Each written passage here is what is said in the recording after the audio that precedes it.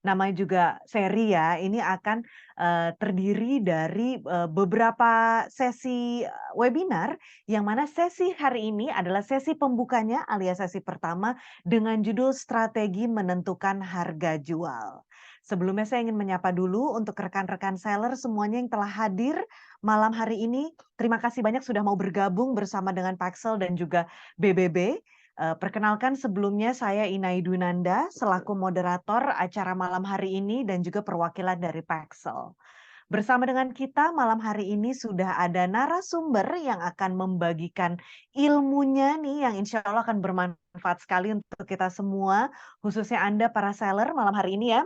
Saya ingin menyapa dengan hormat yang pertama narasumber kita Bapak Budi Wibowo. Halo Pak Budi. Malam, Mbak.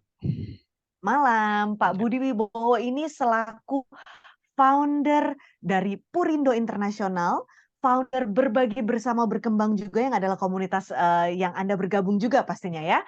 Dan juga penulis buku Jangan Menjual Tanpa Belajar Ilmu Menjual. Wow, ini udah kebayang nih nanti ilmunya pasti banyak banget yang bisa di-share oleh Pak Budi kepada Anda para seller ya.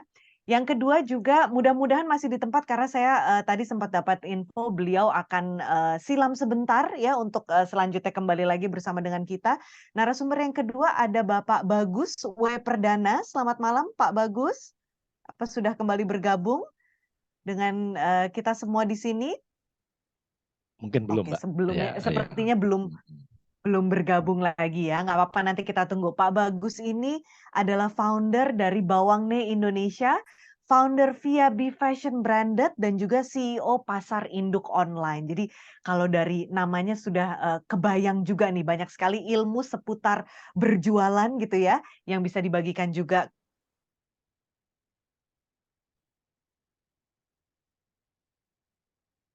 Loh, Malam hari ini juga siap menjawab pertanyaan Anda nih jika memang nanti ada pertanyaan-pertanyaan ya yang ingin ditanyakan seputar Paxel. Selamat malam Pak Reska. Selamat malam Mbak Inayu, selamat malam Bapak dan Ibu semua. Semoga dalam keadaan sehat semuanya. Terima kasih sudah meluangkan waktu dan bergabung. Siap, amin. Mudah-mudahan dalam keadaan sehat semua ya. Jadi untuk Anda semua nih yang apa namanya nanti mau bertanya-tanya seputar Paxel, boleh banget. Di sini juga sudah ada ahlinya ya. Sebelum kita mulai acara malam hari ini, saya juga ingin mengingatkan kepada Anda semua untuk jangan lupa mengisi absensi yang sudah dibagikan di kolom chat. Mungkin nanti dari admin boleh dikopas lagi ya untuk apa namanya link dari websitenya sehingga rekan-rekan seller bisa mengisi absennya juga dan juga kami ingin menghimbau juga untuk mengganti nama Anda dengan nama brand jualan Anda ya. Jadi sekalian branding gitu kan. Kalau mau kirim-kirim salam di kolom chat juga boleh, mungkin sekalian promosi ya. Anda dari mana sih dan brandnya juga apa nih? Siapa tahu kan ketemu ini ada buyer di antara kita semua malam hari ini di webinar Paxel dan juga BBB ya. Baiklah, karena sudah pukul 7:20 juga, tanpa berlama-lama lagi, saya ingin langsung mempersilahkan Pak Budi, selaku narasumber kita yang pertama untuk dapat menyampaikan materinya seputar strategi menentukan harga jual. Pak Budi silahkan ya, untuk rekan-rekan seller di sini, Anda semua peserta webinar, jika ada pertanyaan boleh nanti diketik di kolom chat atau raise hand juga ya.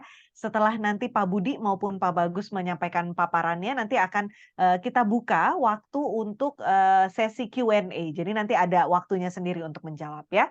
Pak Budi, tanpa berlama-lama lagi saya persilahkan ya. oke, Terima kasih Pak. terima kasih, Mbak. Oke, sudah keluar? Aman Pak, kelihatan. Kelihatan ya. Oke, selamat malam para hadirin semua. Sebentar. Jalan, Mbak ya? Kelihatan, jelas. Ya, oke.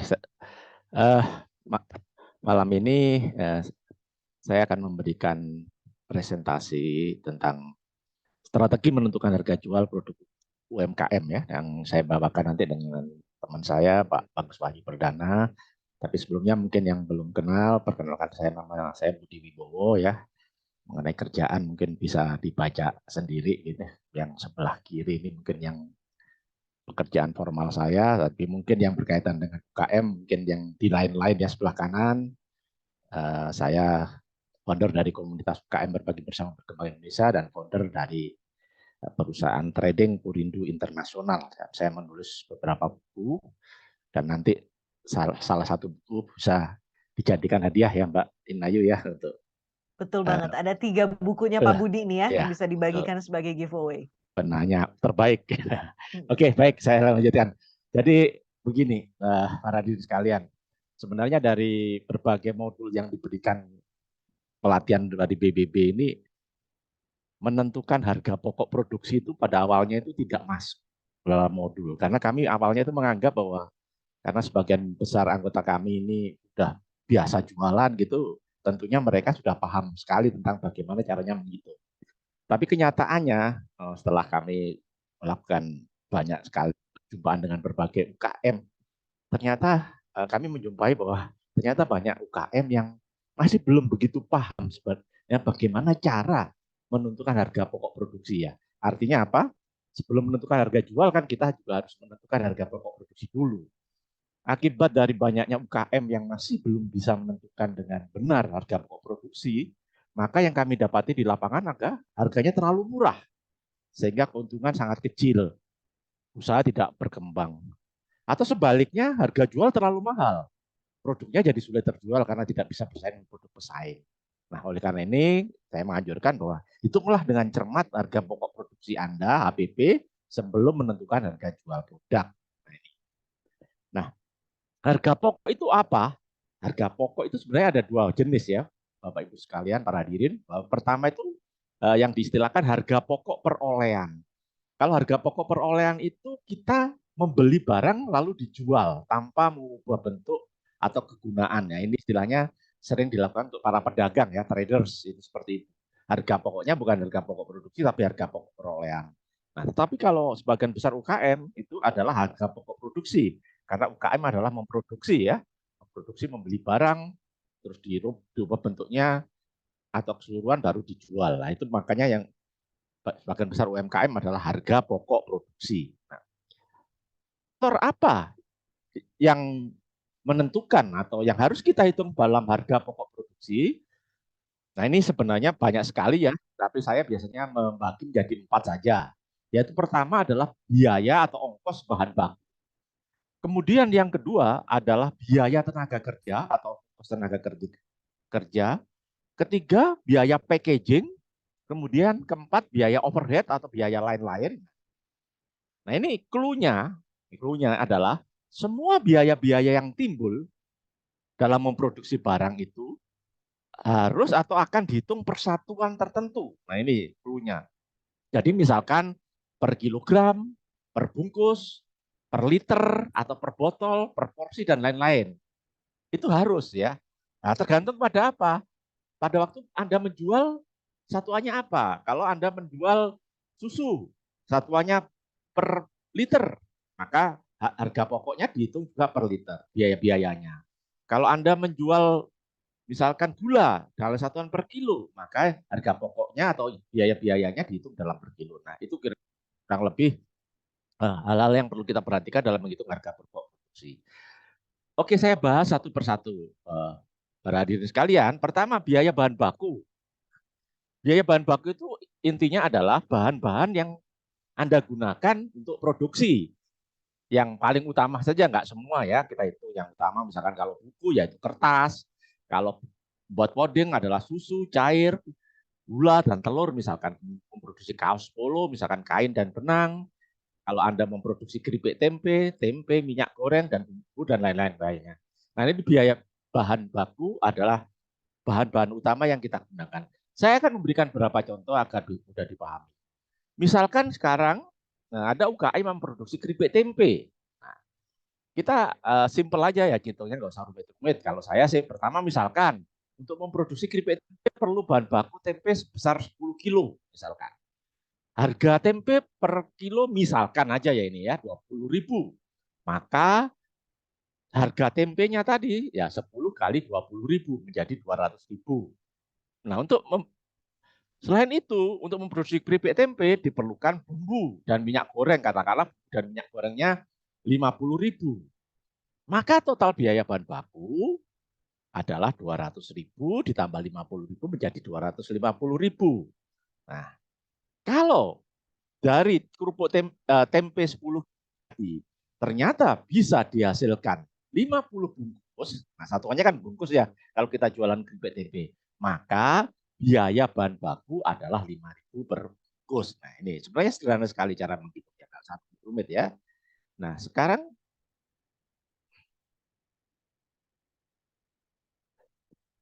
misalkan puding, satu resep puding membutuhkan 1.000 ml susu, 200 gram gula, 2 butir telur.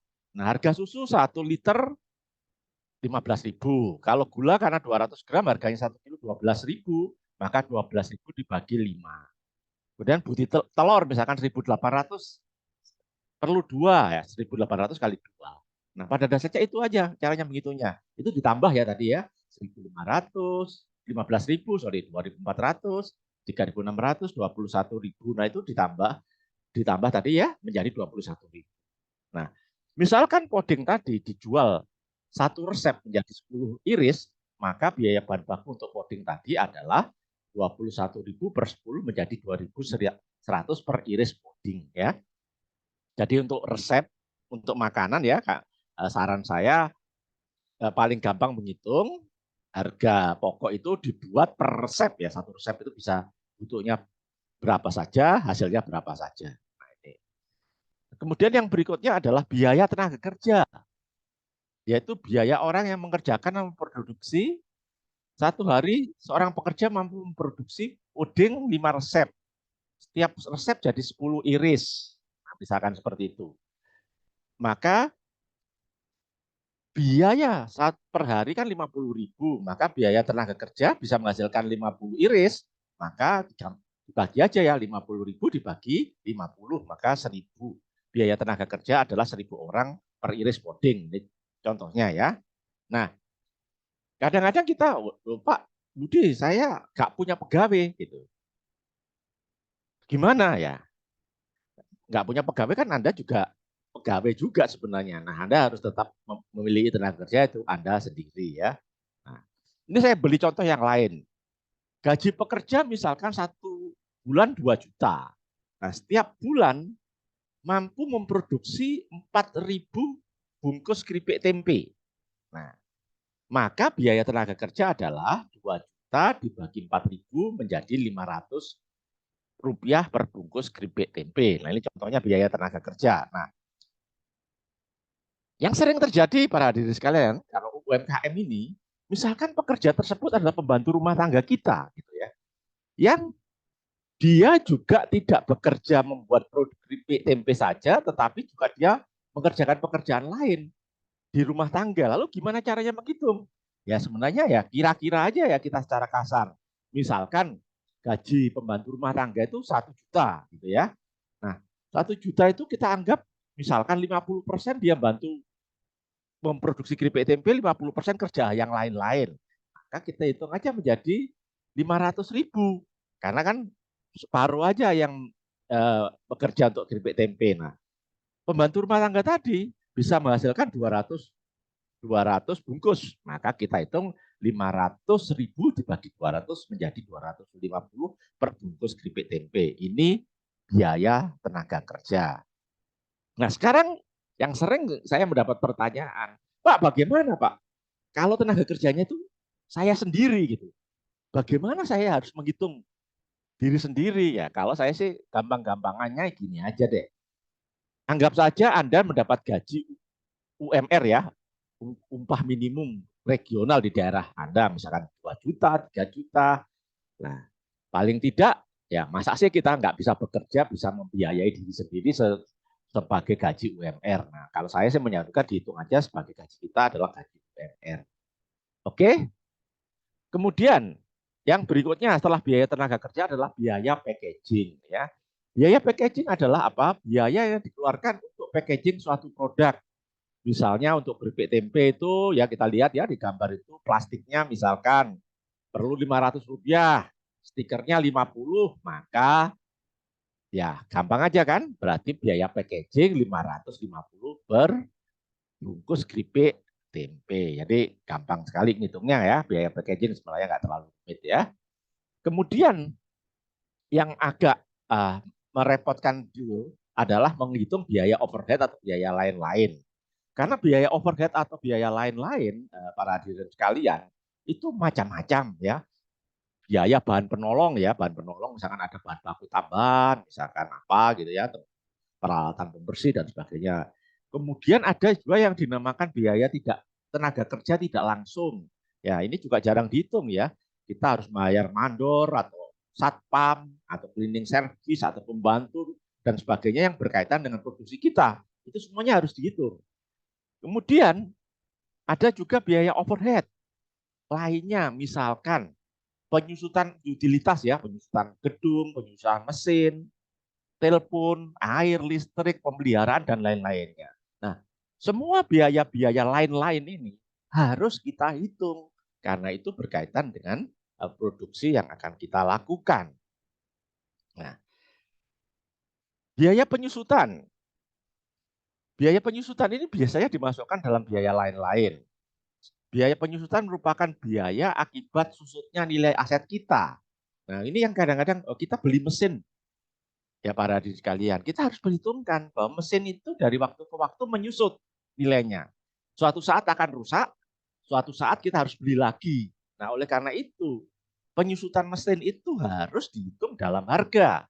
Sehingga apa? Sehingga nantinya suatu saat dari keuntungannya yang kita masukkan tadi nanti akan suatu saat akan bisa untuk mengganti mesin kita kalau suatu saat sudah rusak. Nah, saya akan memberikan contoh para hadirin. Misalkan untuk memproduksi tepung kasava ya, tepung kasava diperlukan sebuah mesin giling atau apa ya, yang harganya 20 juta rupiah misalkan. Nah, caranya ngitung gimana ya? Ini cara ngitung gampang-gampangan ya menurut saya ya. Saya nggak tahu ini sesuai dengan prinsip akuntansi atau tidak, saya nggak tahu. Tapi kalau saya sih kita hitung sederhana aja yang nggak usah rumit-rumit. Maka kita perkirakan mesin tersebut bisa digunakan berapa tahun? Misalkan 5 tahun. Maka cara sederhana menghitung penyusutan mesin tersebut per bulan adalah ya gampang saja. Harganya 20 juta ya. 20 juta kan bisa digunakan 5 tahun. 5 tahun itu kan 12 kali 5 kalau dihitung bulan ya, 60 bulan.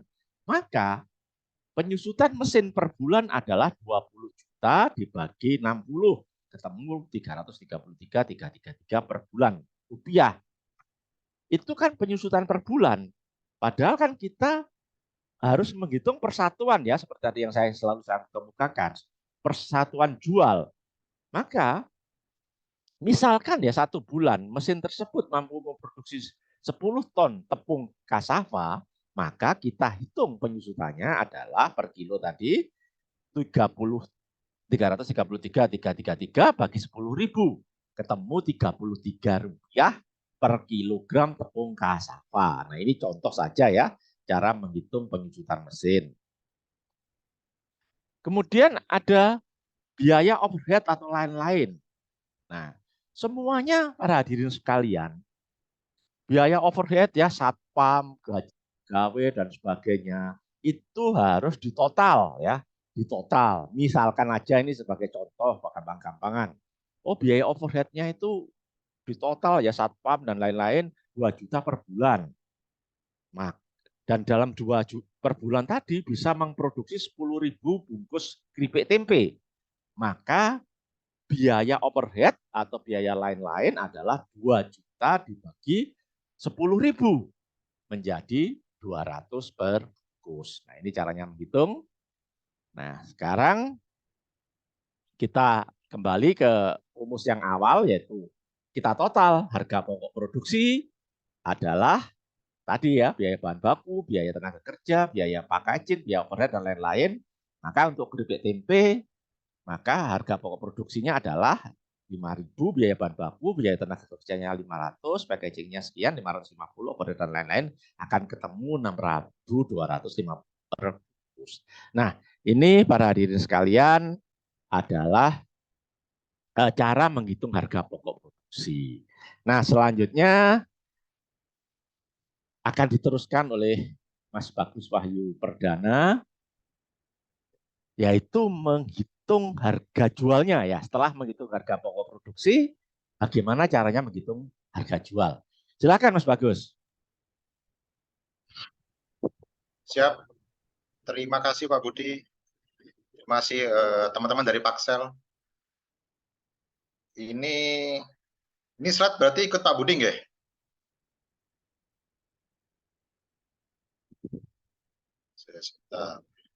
Betul, Pak Budi yang share screen. Pak Budi yang share screen ya. Oke, teman-teman. Sebelum kita bicara lebih jauh tentang harga jual, tadi Pak Budi sudah informasi tentang HPP, teman-teman sudah jelas atau blast nih. Jadi jangan-jangan dari hitung HPP-nya aja masih bingung gimana mau jualnya nih. Gitu, Mbak Inayu ya. Jelas ya? Nah, ini udah ada yang ngomong jelas. Nah, dari yang jelas sudah ini jelas. sudah. Kalau belum jelas pun nanti ada sesinya, boleh kita pertajam lagi nanti. Ya, betul. Oke, nah dari yang sudah jelas ini saya sedikit cerita tentang harga jual ya.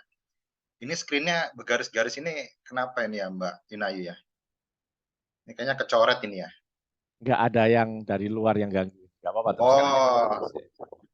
Mohon teman-teman yang mungkin ini apa masuk di saku kayaknya ini. Jadi kecoret-coret nih. Oke, salam kenal buat teman-teman semua. Nama saya Bagus Wahyu Perdana. Di BBB ini saya sekretaris pusatnya. Ini sedikit cerita tentang apa yang saat ini sedang saya kerjakan. Produk yang kami miliki ada untuk produk teman-teman UMKM. Kami punya bawang goreng. Bawang di Indonesia ini adalah kita produsen bawang goreng. Jadi kita memproduksi bawang goreng mulai dari kemasan kiloan untuk teman-teman di Horeca sampai dengan kemasan retail. Bawang goreng dengan berbagai macam rasa. Jadi stylenya kayak snack gitu ya. Lalu saya juga di VB Fashion Branded. VB Fashion Branded ini kita memasarkan produk-produk brand mulai dari brand Europe sampai brand US. Lalu pasar induk online ini kita mengakomodir produk teman-teman yang ada di bawah binaan BBB untuk kita bantu pemasaran secara online maupun offline-nya. Itu, dan saya bergerak di pemasaran online sudah mulai dari 2007 ya. Zaman masih belum ada yang namanya marketplace. Nah, itu masih apa ya dulu, kalau ada yang teman-teman yang main ya, itu kayak blog, kayak apa ya, Kaskus ya, kalau ada yang ingat ya. Kayak gitu. Lalu 2019 kemarin saya coba untuk main di pangsa pasar ekspor, tapi yang retail. Ya, teman-teman ini nanti kita akan belajar. Kayaknya ada di sesinya Paxel juga. Nanti yang kelima kalau nggak salah. Yang kelima dari 5 sesi ya. Benar Mbak Ina ya, ada 5 sesi. Yes, betul Pak. Saya juga trainer di kewirausahaan digital syariahnya Kominfo. Itu dari saya sedikit slide. Ada yang komen salam kenal. Wah, Pak Abdul Ghafur nih. Pak Abdul Ghafur ini produknya menarik nih, luar biasa nih. Oke, sebelum kita bicara tentang apa itu harga jual, teman-teman ada yang ngerasa nggak selama ini harga jualnya sudah cukup atau ngerasa kayaknya saya kemahalan deh, atau kayaknya saya kurang mahal atau kemurahan ya. Saya kemurahan ini sehingga selama ini untungnya cuma sedikit. Atau seperti apa? Sharing di komentar ya. Jadi nanti saya bisa tahu kira-kira teman ini kendalanya atau selama ini yang dirasakan seperti apa. Oke, saya lanjut. Apa itu harga jual? Harga jual itu merupakan suatu harga yang dibebankan. Kita punya produk yang kita bebankan kepada buyer, kepada pembeli, yang nilainya, nah tadi Pak Budi sudah menyampaikan, nilainya dari HPP ditambahkan dengan macam-macam. Ada biaya produksi, biaya non produksi, terus keuntungan pastinya ya, profit ya yang kita dapatkan. Nah, itu kurang lebih yang disebut dengan harga jual.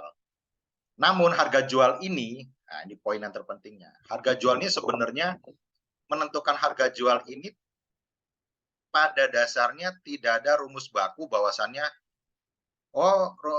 rumusnya harus 1 tambah 1 sama dengan 2. Tidak. Atau saya bikin apa? Kalau Pak Budi tadi bilang keripik tempe ya. Saya bikin keripik tempe harga 6.000 sekian. Oh, berarti rumusnya itu harus ditambahin 2.000, harus tambahin 3.000, harus tambahin 2 kali lipat, harus gini, enggak. Jadi perlu dipahami kepada teman-teman semua bahwasanya kita menetapkan harga jual itu tidak memakai rumus baku seperti itu.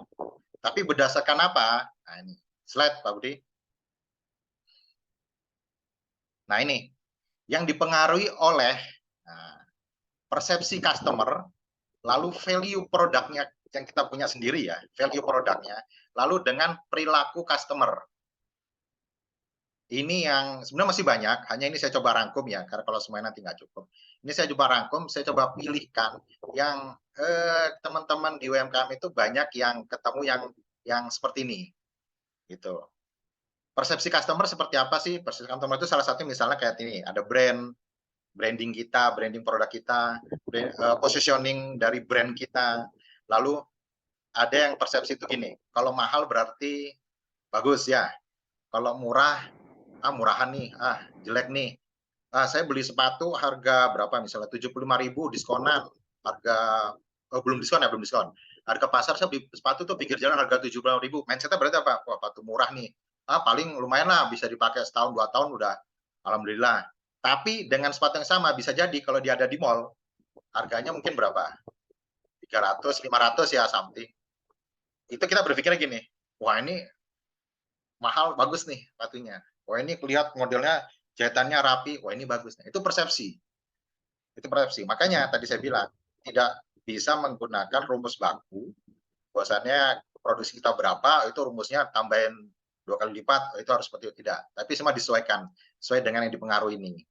Oke, lalu value produknya. Value produknya ini berkaitan dengan bentuk, packagingnya dia seperti apa.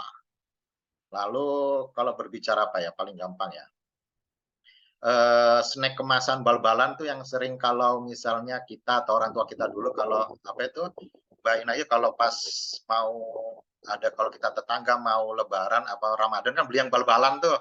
Nah, yang kemasan besar. Yang kayak itu berapa gram nah, langsung diplastikin berapa gram langsung gitu. gitu ya, setengah kilo atau wah ini gini 1 kilo. Dibandingkan dengan kalau yang ada di Indomaret atau apa yang sudah kemasan 100 gram, yang di kemasan printing bagus, kemasan bukan printing yang bukan stiker ya, yang printing ya, kemasan printingnya udah cakep apa segala macam. Padahal kalau kita hitung dengan dia 100 gram dengan yang bal-balan pasti lebih murah yang bal-balan. Jatuhnya kan pasti lebih murah yang kita bal-balan. Nah itu value. Kenapa kok akhirnya yang 100 gram bisa dijual lebih mahal? Nah itu tadi value produknya naik, meningkat. Oh kemasannya bagus, oh kemasannya 2 bahasa nih. Ada bahasa Inggris, jangan-jangan sudah ekspor, padahal belum. Kok kemasannya biasa kalau teman-teman yang ekspornya ke Timur Tengah, belakangnya itu ada tulisan bahasa Arabnya. Nah, itu juga sama, itu meningkatkan value produknya. Jadi meningkatkan bahasa, oh ini produk ini bagus. Karena apa? Dia udah diterima di pangsa pasar ekspor. Berarti kan ngirim produk ke luar negeri untuk bisa ke display di swalayan di sana kan nggak mudah. Nah, ini berarti kalau udah terima sana ini, wah ini kualitasnya udah oke nih, bagus. Padahal tidak menutup kemungkinan, ya, itu sekedar produk maklon apa sejenisnya, tidak menutup kemungkinan. Nah, itu juga banyak saya temuin di teman-teman UMKM. Tuh. Lalu kualitas bahannya, proses produksi, lalu dia produk massal atau produk limited. Nah, nanti kita bahas ya. Produk massal dia produk limited ini juga berbeda menentukan harga jualnya. Lalu perilaku customer, tadi ada persepsi, ini perilakunya.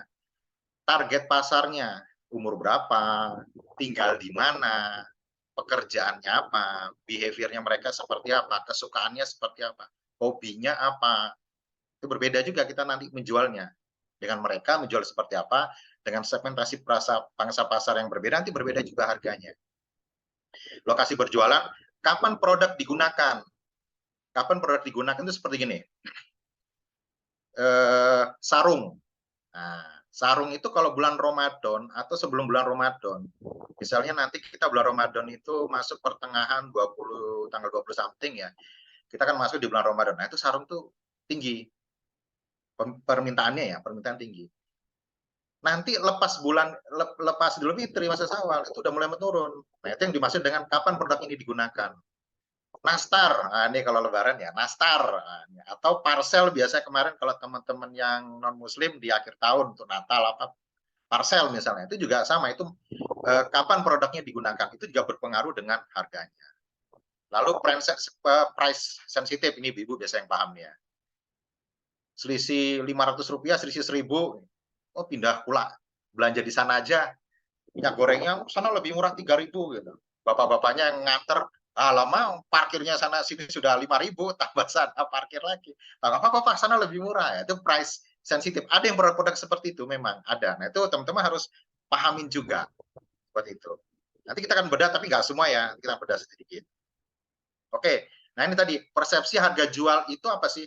Persepsi harga jual yang ada di benak customer itu adalah pembanding antara harga dengan nilai.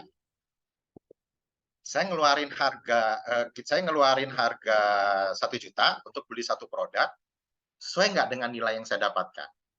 Kalau nilainya lebih rendah, maka persepsi yang muncul adalah produk ini mahal. Setuju ya? Harga yang kita keluarkan lebih tinggi dari nilai yang kita dapatkan, maka yang akan kita rasakan adalah produk ini mahal. Tetapi sebaliknya, kalau harga yang kita keluarkan lebih rendah persepsinya dibandingkan nilai yang kita dapatkan, maka kita akan menilai produk ini murah. Tapi kalau harga yang kita keluarkan sebanding dengan nilai yang kita dapatkan, maka kita akan menganggapnya harganya wajar. Oh, masuk akal, harga segitu, masuk akal lah. Nah, persepsi ini siapa yang mempersepsikannya? Nah, ini ada di behavior-nya customer. Nah, nanti kita akan bedah sedikit. Slide, Pak Budi. Oke. Tetap saya bedah, teman-teman. Tenang aja. Meskipun tadi sebenarnya cukup dari tadi, sudah selesai, itu sebenarnya teman-teman udah bisa hitung nih. Tapi tetap di sini coba saya bedah, gimana sih komposisi menghitung harga jual. Ini ada 4 yang saya rangkum, yaitu dari nomor 1 dari marginnya. Profitnya teman-teman main berapa sih komposisinya? Kalau Pak Budi tadi ada beli bahan baku, penyusutan apa tadi saya baca, penyusutan mesin ya, penyusutan mesin, terus apa segala macam. Nah, kalau di harga jual itu saya rangkum ini, marginnya pengen berapa besar? Biaya packing di sini bukan biaya kemasan ya. Biaya kemasan tadi udah masuk di HPP, tapi biaya packing ini adalah produk ini biasanya juga membutuhkan dikirim. Yang beli produk kita ada yang mau reseller dari base saya ada di Sidoarjo. Yang mau beli ada di Kalimantan, berarti kan ada kirim. Nah, itu kirimnya dengan seperti apa? Kemasannya seperti apa? Karton besar, apa kecil, seperti apa? Itu biaya packagingnya. Terus biaya pengirimannya, biaya pengiriman ikut siapa? Lalu biaya promosi.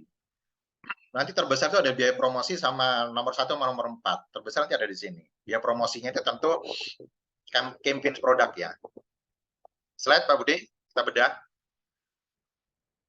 Oke, margin ini ada kurang lebih ada sekitar 3 ya. Ada sekitar 3 yang bisa saya rangkum. Ini kalau kita bicara margin ini menyenangkan ya. Nah, ini pengennya marginnya berapa besar nih. Nah, tapi segini, saya spoiler dulu ya teman-teman. Dalam nanti kita belajar tentang margin, ini gini. Seperti tadi saya bilang di awal, jangan kita sesuaikan dengan produknya. Nanti jangan kita produknya, ini di sini nomor 1 ini saya contohkan untuk produk umum yang produk makanan retail yang dimiliki oleh teman-teman biasanya ya. Tadi ya keripik singkong, keripik pisang, keripik tempe, tadi Pak Budi sampaikan.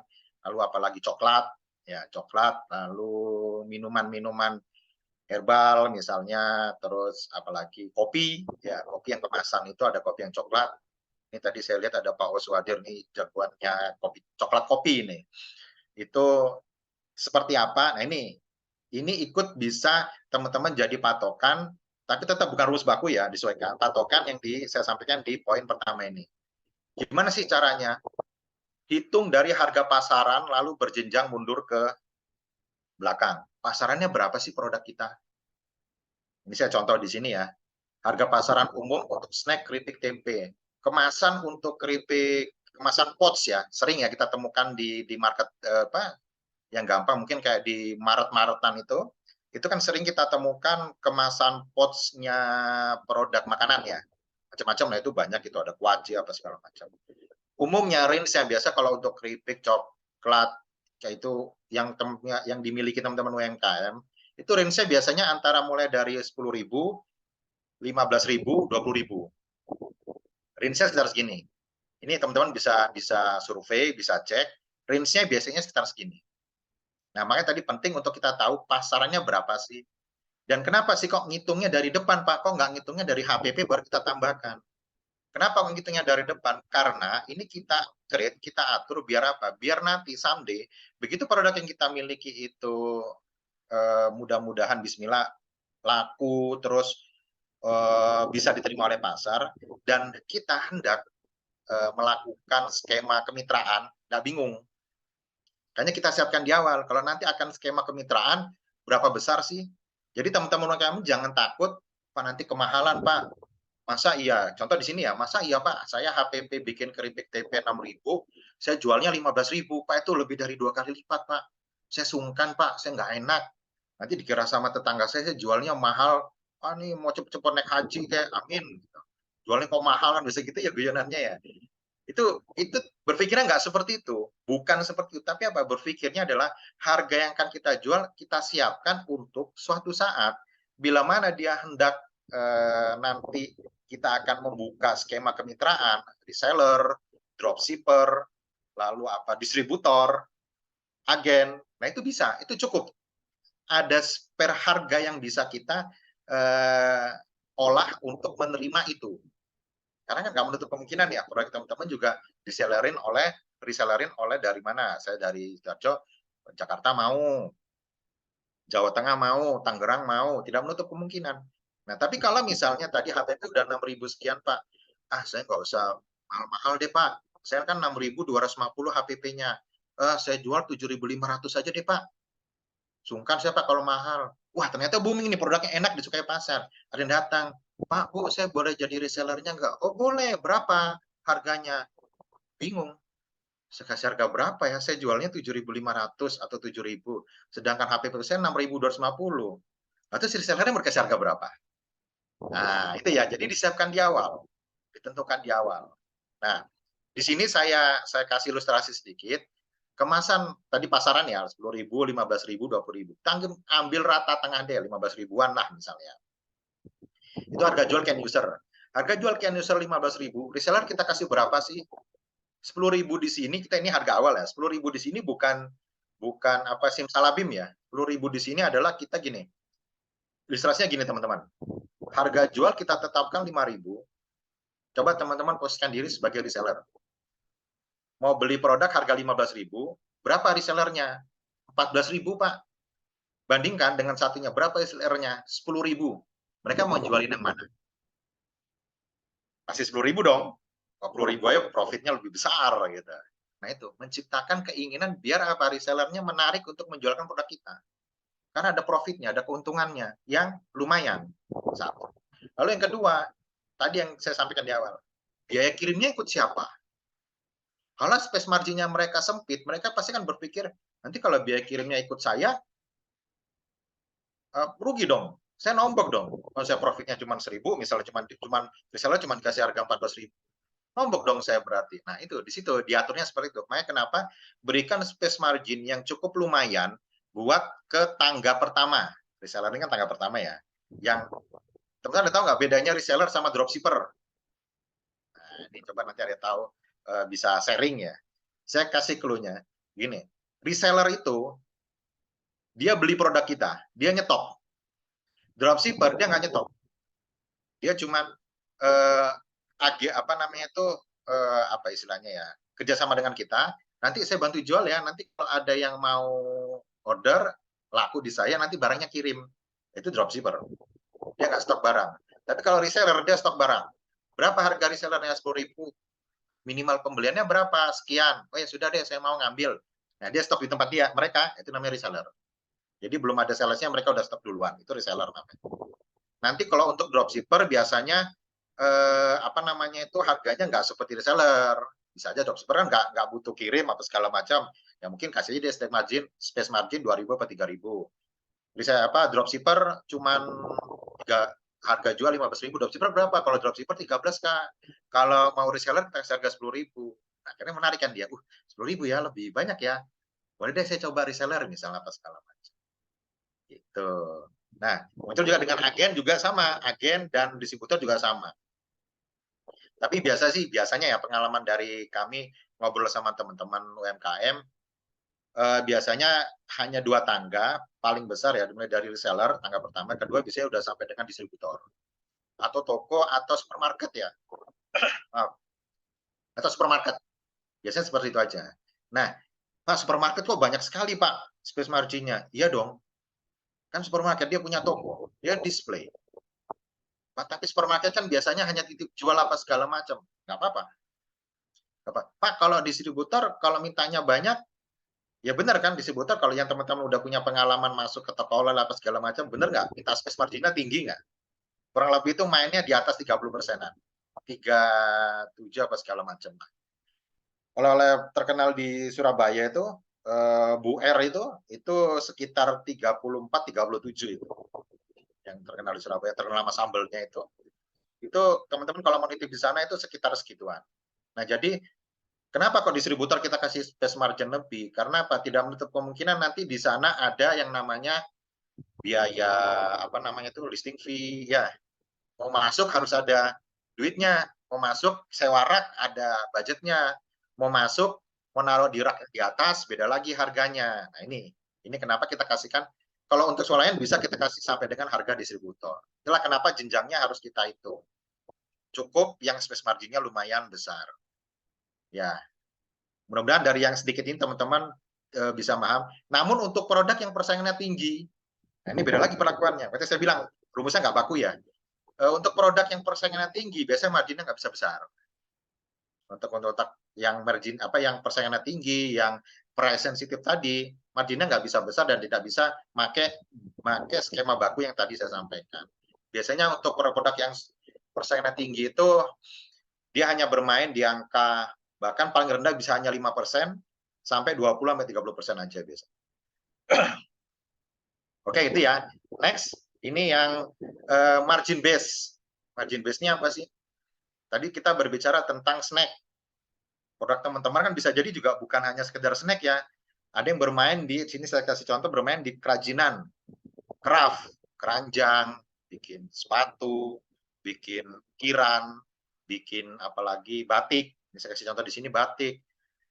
Kalau batik ini tadi kita kasih harga seperti tadi reseller nggak masuk, agak berbeda, perlakuannya berbeda. Makanya disebut beda-beda ya. Tentunya dengan kalau kita menggunakan margin base ini, kita bisa langsung pakai presentasi di awal. Saya bikin batik, contoh ya, bikin batik bordir atau batik lukis. Nanti teman-teman yang batik, kalau di sini ada yang batik, sharing ya, kita cerita ya. Mungkin kalau ada yang berbeda, Pak, saya dengan batik beda sedikit, nanti sharing ya. Nah, dari batik, itu batik bordir atau batik tulis, bukan batik bukan batik printing ya. Misalnya HPP ketemu harga 150.000. Nah, itu bisa langsung, kalau mohon maaf teman-teman, batik biasanya kain lembaran kan, biasanya bukan langsung bentuk jadi. Meskipun sekarang pemerintah banyak menekankan untuk kalau bisa dijual dalam bentuk jadi juga gitu. Nah, misal ini saya kasih contoh misalnya di sini, 150.000 nih saat kita bikin batik bordir atau batik lukis. Lalu di sini teman-teman yang craft bisa langsung main presentasi. Saya pengen margin ini, kemungkinan sih kebutuhannya itu hanya promosi Pak, atau hanya nanti kalau ditaruh di tempat oleh-oleh atau taruh di tempat di Bali, nanti tadi kalau salah ada yang dari Bali. Nah, ini bisa cerita juga seperti apa. Mungkin hanya sekedar 2 itu aja pengen hitung, itu mungkin sekian ya bolehlah Pak, saya tetapkan margin sekitar 200% lah saya tambahin. Jadi bisa dari 50 tambah 200% sekitar 450, teman-teman sudah bisa berjualan secara mengambil skema dari margin base ini, margin base persen ini. Tapi perlu diingat, untuk yang tadi kemasan snack, jangan pakai seperti ini. Nanti rancu ya, beda-beda. Makanya disesuaikan nanti dengan produknya teman-teman. Nah, itu tentunya diisinya sudah diperhitungkan dengan biaya kebutuhan produksi, tadi HPP tadi yang Pak sampaikan ya. Terus biaya promosi, biaya iklan, kalau perlu diiklankan di media sosial apa segala macam, atau butuh diiklankan di nanti kalau di tempat displaynya siapa tahu butuh dia ada rak khusus yang bisa untuk iklan apa segala macam, itu udah diperhitungkan seperti itu. Ini untuk produk yang kerajinan ya, kerajinan kerah atau segala macam. Oke, nextnya adalah markup price. Markup price ini apa sih? Ini biasanya apa namanya tuh teman-teman sering dapatkan kalau tadi momen tertentu di apa namanya tuh di mall ya, di mall apa namanya tuh ada yang diskon up to 70%, diskon up to 80%, atau lagi ya apalah momen apa ya. Kira-kira mereka rugi nggak sih? Kalau di kita nih ya, di kita itu seringkali biasanya dijual harga 450 ya di kita ya. Biasanya dijual harga 450. Lalu begitu momen Natal atau momen akhir tahun atau momen Idul Fitri, harganya di markup baru di diskon. Kebiasaan toko-toko di kita ya, di Indonesia ya. Tetapi ini berbeda dengan produk-produk dari tadi yang saya main fashion dari brand Europe sampai US ya. Di sana itu mereka tidak main skema harga seperti itu. Tapi memang dari awal mereka menentukan harga itu udah markup price. Mereka sudah markup price. Jadi begitu momen tertentu, misalnya apa Black Friday, mereka sering dia Black Friday akhir tahun, itu mereka kalau mengatakan diskon 50%, diskon 80%, itu memang beneran diskon 50, diskon 80. Jadi kalau dari harga, contoh nih dari sini, di batik 450 kita markup jadi 1.350.000. Jadi dari awal mereka udah jual harga 1.350. Dari awal sudah di markup. Karena apa? Mereka sudah berhitung. Nanti di akhir tahun, kalau produk ini nanti luar negeri kan gitu ya, pasar luar negeri itu biasanya kalau ganti season, itu yang lama-lama itu mereka jual, mereka sale. Nah, brand-brand yang ada di luar negeri yang ada di Indonesia, itu biasa kalau ganti season, produk mereka itu masuk ke Indonesia. Mereka masuk ke Indonesia dan biasanya juga di sale di sini. Masuk ke Indonesia. Nah, di luar negeri kalau sudah end season, yang lama itu mereka lepas, mereka jualan. Maka biasanya kalau momen-momen tertentu kayak tadi Black Friday, akhir tahun, apa segala macam, itu mereka diskonnya beneran terlihat beneran diskon. Apakah mereka rugi? Tidak. Tidak, karena itu tadi harganya sudah markup price. Dari awal mereka jual sudah markup price. Sehingga apa? Tidak rugi. Mereka tidak rugi. Tadi ini contoh seperti ini ya. Harga batik tadi kita diproduksi harga 150. Terus margin base-nya udah 450, mereka markup 200%. Terus pada saat diskon 70% pun juga masih 405. Nah, kalau sudah 405 seperti apakah mereka rugi? Tidak kan? Tadi produksi mereka 150. Nah, itu yang disebut dengan margin markup price. Tapi dari teman-teman, jangan main dihantam rata ya. Oh, produk saya nggak kita pelajari produknya apa, disikat aja pokoknya hantam rata. Oh, kemarin katanya diajarin sama Pak Bagus markup price. Ya, saya markup price deh gitu. Nggak bisa seperti itu ya, teman-teman. Jadi disesuaikan nanti, disesuaikan dengan produknya. Dikenalin produknya. Itu. Terus sesuai dengan slide next. Nah, ini biaya packaging tadi yang saya bilang, pengiriman. Seberapa besar sih dalam sekali pengiriman itu kotak yang kita butuhkan dan bisa muat berapa banyak? Nah, itu tinggal dihitung aja. Paling gampang deh. Nanti mungkin dari teman-teman Paksel bisa informasi. Kalau misal masih sesama Pulau Jawa gitu Mbak Inai ya, masih sama Pulau Jawa paling besar kan Paksel itu ada yang kota yang kecil ya. Ada yang kecil, ada yang sedang, ada yang besar kan. Itu berapa harganya? Nah, itu teman-teman bisa kalkulasikan. Kalau teman-teman tuh biasanya makainya kalau yang kardus bekas ya, biasanya kalau nggak kotak minuman, Indomie, lalu kotak tisu, kalau yang besar ya, atau kotak rokok biasanya yang besar. Air mineral juga Pak biasanya. Ya, air mineral. Tapi kotak tisu sama rokok biasa paling favorit Mbak, karena tebel. Tebal untuk kirim-kirim kayak apa keripik-keripikan itu penting karena biar nggak pecah kan begitu sampai di lokasi. Itu kalau beli kotak itu harga berapa? Dus itu biasanya paling murah 8.000 sampai 10.000. Sekarang yang besaran dikit ada yang sampai 15.000. Nah, itu bisa muat berapa? Bisa muat 20, 30 atau bisa muat 50 kalau masa kita lebih kecil. Nanti tinggal dibagi aja. Dari 8.000 ini kalau kita bisa muat 30 misalnya, ya udah kita bagi aja. Luar harganya berapa? Misalnya kita butuh tambah apa sih? Cukupkah dengan kardus saja? Oh, nggak cukup Pak, butuh kita beli bubble wrap. Oke, dengan bubble wrap ditambah lagi berapa budgetnya? Bubble wrap biasa sekitar 5.000 Pak, 10.000, 5.000 deh Pak, cukup ini segini. Oke, ditambah 13.000, bisa muat berapa? 30 Pak isinya. Ya udah tinggal dibagi aja. Baginya kalau dibagi 30 keluar 433. 433 ini yang dimasukkan ke dalam komposisi harga jual. Secara umum ya, rata-rata. Kalau nanti teman-teman ini juga harus ditentukan di awal, karena nanti teman-teman ini segmentasi pasarnya mau dijual kemana nih? Sekedar retail kecil-kecil hanya beli 1-2 biji aja, yang cukup kardus kecil, atau seperti apa? Beda-beda. Kalau kardus yang kecil, kardus minuman, aqua itu kan biasa belinya kiloan ya. Teman-teman bisa belinya kiloan. Nah, hitung aja nanti dapatnya berapa, masukkan. Gitu. Next. Biaya pengiriman. Nah, ini biaya pengiriman ini beragam sesuai kesepakatan. Pengalaman saya pribadi itu macam-macam. Pengalaman saya pribadi macam-macam. Bisa kita bebankan kepada pembeli. Bayar-bayar saya di luar negeri itu biasa saya bebankan kepada pembeli. Apakah mereka mau? Selama ini mereka fan-fan mungkin terbiasa ya. Terbiasa aja mereka kalau beli produk dari luar negeri atau beli produk dari Indonesia itu udah dibayar juga biaya ongkirnya. Itu mereka biasanya mau.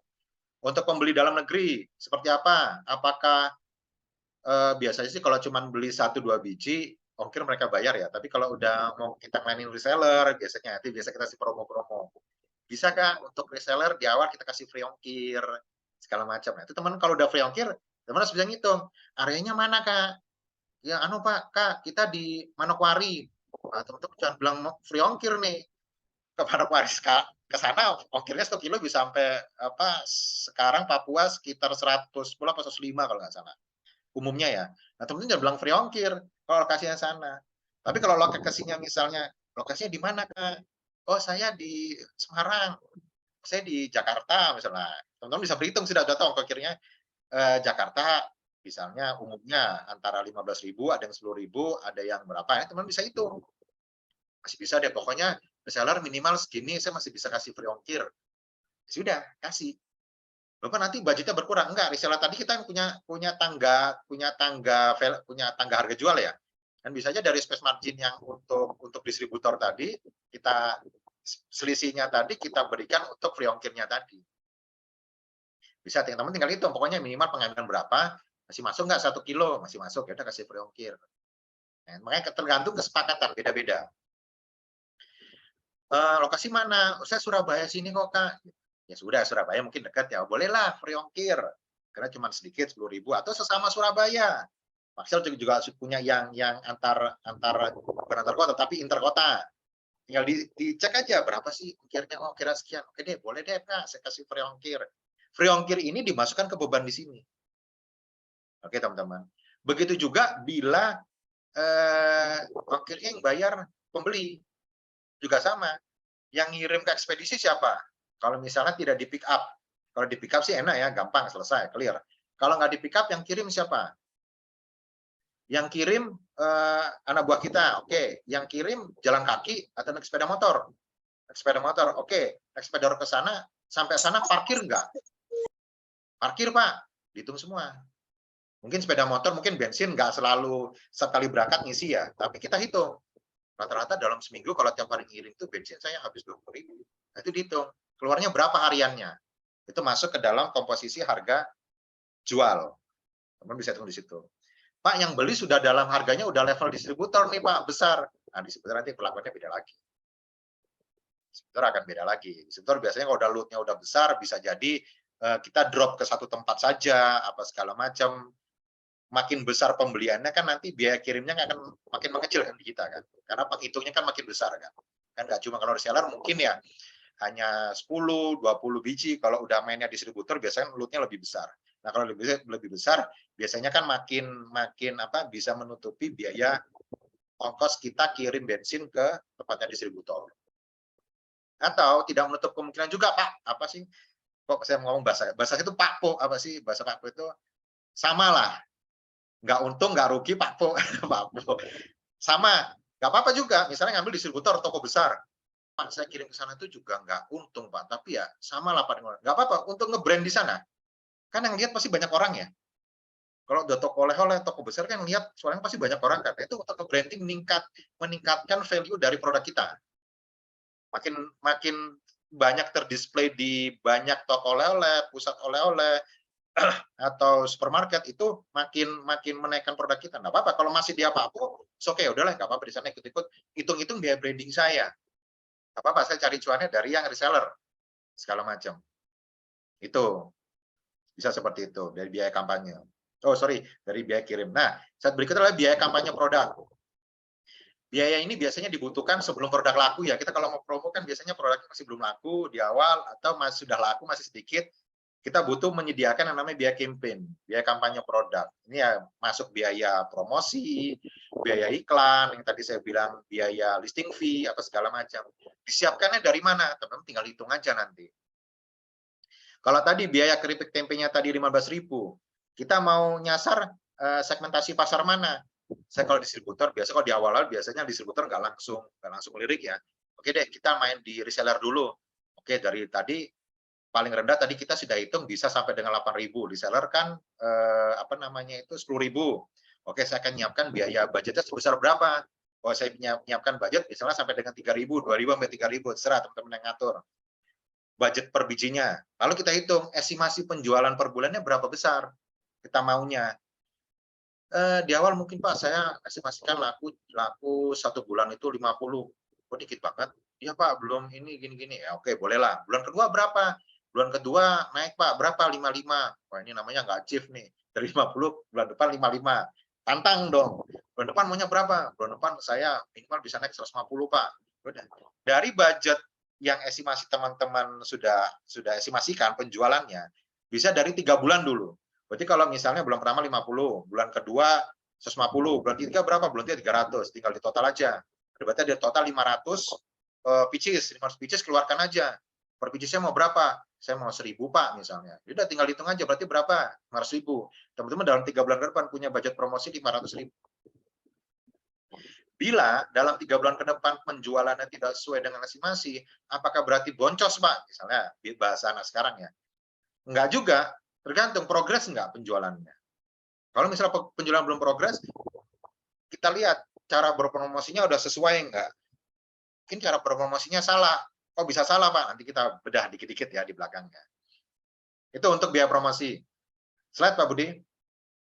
Nah, ini nanti teman-teman yang masih bingung bisa bertanya ya.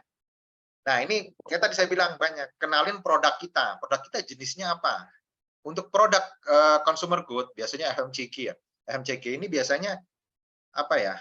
Teman-teman yang lihat di supermarket, lihat di toko, itu produk-produk yang biasanya space margin-nya nggak besar per bijinya ya. Tapi pabrik-pabrik besar itu kan mainnya kan apa namanya itu quantity. Mainnya kan berarti mainnya dalam lot besar. Tentunya hasilnya nanti akan besar juga. Tapi makanya teman-teman tahu kalau lihat yang namanya mie kemasan, mie instan dengan harga jual 2.800, 2.000, 3.000, kan nggak mungkin kita seperti space margin yang bisa kita kasih seperti reseller tadi ya. Kita kasih space margin 5.000, harganya aja 3.000. Ya kan? Mie Indomie instan itu ya. Harganya 3.000, harganya 2.800. Berapa sih marginnya? Marginnya kalau boleh dibilang hitungnya ratusan rupiah, mungkin puluhan rupiah, tapi bermainnya lot besar. Itu makanya untuk kenalin produk teman-teman ini masuk di kategori apa. Untuk produk consumer good, biasanya tadi yang saya bilang, produk-produk yang apa persaingannya cukup tinggi. Untuk produk yang persaingannya cukup tinggi, kita space marginnya biasanya nggak bisa besar. Oke, kenalin ya. Jangan produknya consumer good, Pak. Saya pengen yang katanya diajarin Pak Bagus langsung apa persentase base, saya pengen 200%, Pak. Ya, seperti itu ya, teman-teman. Oke, segmentasi pasar. Menentukan harga, iya, sangat. Produk kita mau kita segmentasikan karena mana produk yang kita miliki, salah satunya yang di bawang goreng, itu kita punya 2 segmentasi pasar. Kita punya segmentasi pasar retail menengah, kita juga punya segmentasi pasar untuk kiloan. Kalau kiloan tentunya bukan menengah ya, kiloan ini biasanya untuk teman-teman horeca yang atau apa namanya itu kafe atau rumah makan yang bisa jadi dia jualnya memang menengah, tapi yang mereka butuhkan kan bukan apa kemasan retail yang tinggi. Itu menentukan dari umurnya, ya yang banyak beli produk kita ini siapa, laki-laki atau perempuan. Mereka penentu kebijakan keuangan keluarga bukan. Ini berpengaruh. Mereka tinggal di mana? Ini nggak pengaruh. Umur berapa? Tentunya produk teman-teman yang untuk segmentasinya, misalnya umur-umur kuliah ya, umur-umur kuliah mungkin 19 sampai 25 lah ya. segmentasi arah ke sana, tentu akan berbeda perlakuan dan harganya dengan yang anak-anak umur milenial zaman sekarang lah ya, mungkin 25 ke atas, 30, 35, berbeda harganya. Nggak sama. Segmentasinya menentukan harga jualnya pun juga berbeda. Nanti bentuk kemasannya pun juga akan berbeda. Produk untuk orang tua kita berbeda juga dengan kita. Tidak sama. Produk untuk memang kemasannya eksklusif. Untuk segmentasi pasar harganya juga berbeda. Meskipun barangnya bisa jadi mirip-mirip sama. Ya, itu segmentasi pasar. Slide. Pak, sudah saya hitung nih. Ternyata sudah saya mepet-mepetin ini ngitungnya. Tapi masih tinggi juga, Pak, harga jualnya berapa? Contoh tadi misalnya snack, ketemunya juga masih 22.000, Pak, misalnya gitu ya.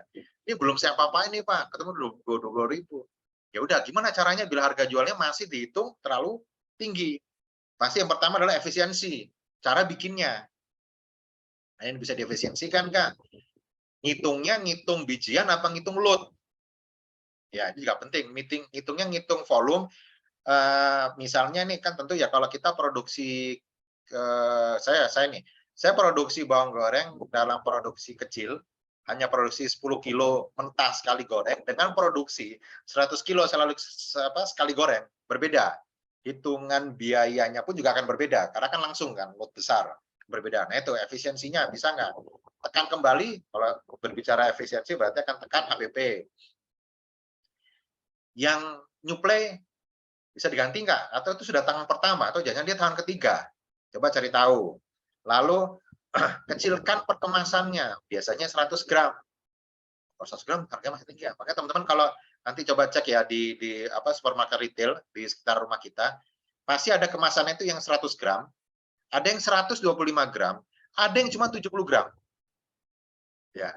Atau ada yang kayak ciki-cikian tuh hanya 35 gram. Kenapa sih kok ada kemasan kecil? Selain untuk menyasar segmentasi kecil, juga itu untuk menekan harga jualnya agar sesuai dengan harga jual. Itu kenapa juga ada salah satu minum kemasan teh di dalam botol yang itu cukup menyita pangsa pasarnya, apapun makanannya yang minumnya itu kan cukup tergeser. Ada salah satu brand yang iklannya gambar ulat naik itu juga sama. Salah satu segmentasi cara menjualnya adalah kemasannya dibuat lebih kecil isinya dibandingkan dengan kompetitornya, sehingga terlihat dia lebih murah. Nah, itu juga bisa dipakai, kecilkan kemasannya. Lalu, ini yang penting, teman-teman jangan ragu untuk bila mana udah diutak-utik masih nggak bisa, coba maklon. Nah, jangan malu untuk maklon. Coba nih maklon produknya. Bisa nggak dengan produk yang sama? Cari deh distributor atau pabrik yang bisa keluarkan produksi. Kalau sekarang banyak kosmetik ya, kosmetik itu kan banyak yang maklon tuh. Nah, bisa nggak? Jangan produksi ini jatuhnya mahal, tapi pabrik kan bisa jadi lebih murah. Bisa maklon nggak? Bisa maklon, harga bisa. Tapi kalau memang masih nggak bisa juga, ya jangan ragu untuk ganti produk. Berarti produk yang kita produksi ini nggak potensial di segmentasi pasar yang kita punya. Itu teman-teman. Oke, manfaatkan marketplace. Nah, asiknya di Parcel sekarang ada marketplace-nya juga loh. Bener nggak ya? Nah, di Parcel juga ada nih. Parcel Market. Nah, Parcel Market. Buat apa? Survei harga pasaran. Biasanya di marketplace paling gampang ya. Paling gampang. Kita bisa filter. Apa produk kita? Bawang goreng. Apa produk kita? Coklat. Apa produk kita? Minuman. Apa itu marketplace biasanya ada yang jual sejenis ya. Yang mirip-mirip dengan komposisinya nih yang sama dengan kita, yang isinya sama dengan kita, harga berapa sih? Oh, harga sekian. Oh, berarti pasarnya kurang lebih sekian ya. Laku nggak? Lihat cari yang paling ramai, yang paling laku yang mana? Ternyata ini harganya murah, nggak laku-laku amat. Yang harganya mahal kok laku ya? Atau juga sebaliknya, ini jual sering loh di marketplace, coba teman-teman perhatikan. Harga kemarin itu saya cek apa ya? Topi. Harga jual yang 15.000, bayangkan topi ya, 15.000, ada yang under 10.000. Saya bingung tuh, under 10.000 itu dapat topi dari mana? 15.000 laku ribuan, ada yang jual 120.000 juga sama, ribuan juga laku. Unik ya. Jual 15.000 laku, yang jual 120.000 juga sama-sama laku ribuan. Berarti apa? Bisa jadi positioningnya mereka berbeda. Padahal produknya sama. Bisa jadi nge-brandingnya atau memasarkannya berbeda. Atau cara berpromosinya berbeda. Balik lagi tadi saya bilang di awal, menghitung harga jual nggak ada rumus baku, tapi semua tadi yang saya sampaikan kita hitung semuanya. Kita lihat seberapa besar sih, nanti kita sesuaikan. Nah, khusus untuk produk baru biasanya butuh penetrasi pasar ya. Butuh penetrasi pasar, butuh budget lebih untuk mengiklankan, mempromosikan, mengenalkan ke banyak calon pembeli kita. Nah, biasanya marginnya jangan dulu kita kasih yang tinggi. Bisa juga dengan harga pasaran, tapi bolehlah di awal kita kasih bundling atau apa namanya itu diskon atau bonus. Nah, itu boleh. Karena produk baru kan. Boleh Kak, kayak tadi misalnya keripik ya, HPP kita 6.000. Lagi promo Kak, kita besok launching, beli 1 gratis 1. Nah, pernah dengar ya launching ya? Apa mereka rugi? Tidak. Mereka nggak rugi. Karena tadi harga jualnya udah mereka atur. Wajib makanya tadi bilang, harga jualnya diatur dulu di awal seperti apa komposisinya, tangganya seperti apa, kita sesuaikan. Oh, di awal nih bisa nih kayaknya 1 gratis 1 kan kalau 6.500 satu gratis 1 kan masih 13.000. Harga jual 15.000. Masih fine lah. Masih oke, masih bisa kita jual. Itu kalau produk baru butuh seperti itu. Kita buka besok PO ya untuk produk baru, beli 1 gratis 1 hanya kita sediakan 1.000 pieces. Nah, itu untuk kita akan keluarkan varian baru. Misalnya coklat, kita akan keluarkan varian baru. Khusus besok ya kita hanya 3 hari, kita akan promo beli 1 gratis 1, kita sediakan hanya 1.000 pieces misalnya. Rugi? Enggak, kita itu. Gitu teman-teman. Itu sementara Mbak Inayu yang bisa saya sampaikan. Saya kembalikan ke Mbak Inayu, juga teman-teman yang ingin bertanya, saya persilakan. Siap, oke. Pak Bagus dan Pak Budi, terima kasih banyak atas pemaparannya ya. Ini kalau saya boleh recap lagi, intinya itu dalam menentukan harga jual kita tuh pada dasarnya ada 2 step gitu ya. Step yang pertama itu adalah paling basic menentukan HPP-nya dulu ya. Harga pokok produksinya itu, yang mana elemennya itu ada bahan pokok, tenaga kerja. Saya kayak kuliah lagi loh nih, dari tadi saya dengerin sambil nyatet nih ya. Ada tenaga kerja, packaging, overhead, sampai biaya lain-lain termasuk penyusutan itu tadi salah satunya ya. Yang contohnya adalah mesin. Lalu setelah step 1 itu udah beres gitu ya, kita move to the next step yang adalah kita mulai menentukan harga jualnya. Yang mana sebenarnya itu tidak ada rumus pakemnya gitu kan. Karena ada elemen-elemen lain nih di dalamnya akan mempengaruhi si harga jual tersebut. HPP 1 gitu ya pasti, terus kemudian ditambah lagi. Ada hal-hal yang intangible gitu ya. Contohnya persepsi customer, image gitu ya. Value produknya, perilaku customer, yang mana ini salah satunya yang tadi saya note banget menarik itu adalah momentum ya. Ada kalanya nastar lagi Natalan dia naik melonjak harganya, lagi nggak Natalan, lagi nggak musim lebaran gitu ya, harganya biasa aja gitu kan. Jadi memang harus apa, mungkin kita sebagai seller juga fleksibel gitu ya, tetap mawas juga kan ini lagi ada momentum apa dan pinter-pinter juga. Yang jelas jangan sampai kita merugi gitu ya. Terus udah gitu dari itu juga jangan lupa kita bedah lagi ya kan. Setelah kita tentukan angkanya berapa nih keluar ya antara si HPP dengan hal-hal yang tadi saya sebutkan itu, dibedah lagi marginnya berapa, kemudian adakah biaya packaging, adakah biaya delivery yang kita bebankan, yang tidak kita bebankan kepada customer gitu ya. Ada seller kan yang urusan delivery ya udah terserah si buyernya mau pilih logistik apa gitu kan ya. Kemudian ada juga biaya promosi atau marketingnya. Jadi banyak sekali elemennya gitu ya, tapi kurang lebih ada 2 step itu kalau yang tadi saya simpulkan. Dan tadi satu hal yang menarik juga adalah ujung-ujungnya kita tetap harus lihat ini harganya make sense atau enggak gitu ya. Dan ketika sudah kita rasa tidak make sense gitu ya dengan market kita, dengan daya beli market kita, jangan ragu juga untuk ganti produk jika memang ternyata kita rasa oh ternyata kita tidak menjual produk yang pas nih. Marketnya udah pas gitu, tapi harganya belum ketemu gitu ya. Benar nggak tuh Pak? Saya kuliah 1 jam doang loh nih langsung ngelotok nih. Oke baik. Rekan-rekan seller semuanya sekali lagi saya ingin mengingatkan jangan lupa isi form absennya ya. Yang tadi linknya sudah dibagikan di kolom chat. Selanjutnya juga saya mempersilahkan untuk Q&A kita buka saja karena juga udah semakin malam nih. Saya sekali lagi mengingatkan rekan-rekan semuanya, selain Pak Budi dan Pak Bagus di sini yang merupakan dua narasumber kita, ada juga di antara kita bernama Pak Reska Ilhamsyah selaku perwakilan dari Paxel. Tepatnya beliau ini adalah EVP Growth and Marketingnya Paxel. Jadi kalau rekan-rekan mau ada pertanyaan seputar Paxel, itu bisa jangan ragu ya ditanyakan juga. Ada satu komen di kolom chat minta share absennya lagi. Untuk admin boleh ya Mbak Megi di-share lagi linknya. Sekarang saya mau langsung aja masuk ke pertanyaan. Saya mau kasih bocorannya juga nih. Nanti kita akan pilih 3 pertanyaan yang paling menarik gitu ya, pertanyaan terbaik yang akan mendapatkan hadiah spesial, yaitu merchandise dari Paxel, dan juga, wah ini nih yang paling penting nih, buku karya dari Pak Budi Wibowo, narasumber kita malam hari ini yang berjudul Sukses Berbisnis Tanpa Modal, Menjadi Perantara Perdagangan. Oh ini beruntung sekali nih seller yang bisa dapat bukunya, udah belajar malam hari ini, belajar pula nanti dari bukunya Pak Budi ya. Saya mau langsung bacakan ada satu pertanyaan pertama dari ini mohon maaf kalau saya salah sebut ya, brandnya bernama Osu ya. Brand Osu ini bertanya, intinya gini nih Pak Budi dan Pak Bagus ya, kita mau mengarah ke industri. Sekali produksi jumlah banyak otomatis HPP akan turun pasti ya. Tapi ada tagihan bulanan, hutang bank dan rencana investasi.